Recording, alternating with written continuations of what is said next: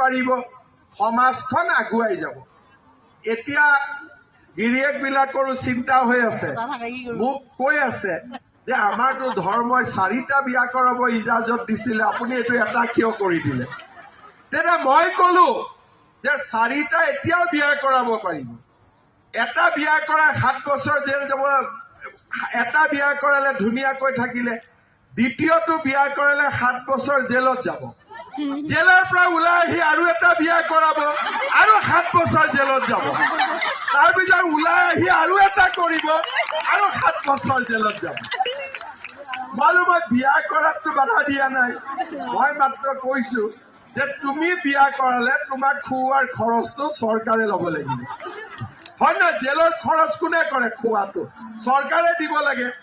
সেইকাৰণে এতিয়া মহিলাসকলৰ চিন্তাও নাই, গিৰিয়েকসকলেও জানে যে এতিয়া আমি মহিলা এগৰাকী ঘৰত থাকিলে দ্বিতীয়গৰাকী বিয়া কৰাব মামাই নিদিব বুলি।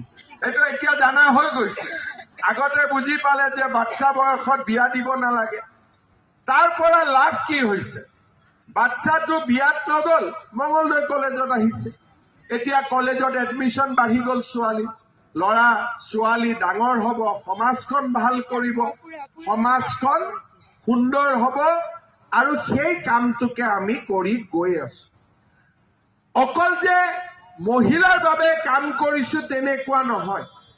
আজি আপোনালোকে চিন্তা কৰক, দৰং জিলা আমাৰ অসমৰ আটাইতকৈ পিছপৰা জিলা আছিলে। দৰং জিলাক আমি কি কৈছিলো? এছপাইৰেশ্যন ডিষ্ট্ৰিক্ট। এছপাইৰেশ্যনটো ভাল শব্দ, ঘৰুৱা শব্দত ভেঞ্চাৰ জিলা। যে যি জিলা পিছ পৰি আছে সেইখন জিলাই হ'ল এছপাইৰেশ্যনেল ডিষ্ট্ৰিক্ট।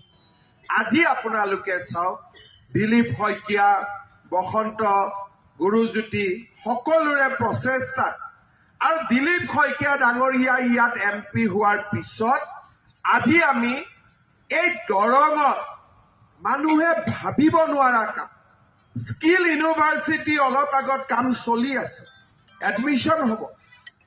এই যি জেগাত বহি আছো ইয়াত কি আছিল? জংগল আছিল। এতিয়া ইয়াতে কি হৈ আছে? Medical college. অলপ আগতে আমি কি কৰিলো? মহিলা ছোৱালীৰ কাৰণে এখন কলেজৰ শুভ উদ্বোধন কৰিলো। আজি মঙলদৈ ৰাস্তা ঘাট আপোনালোকে চিন্তা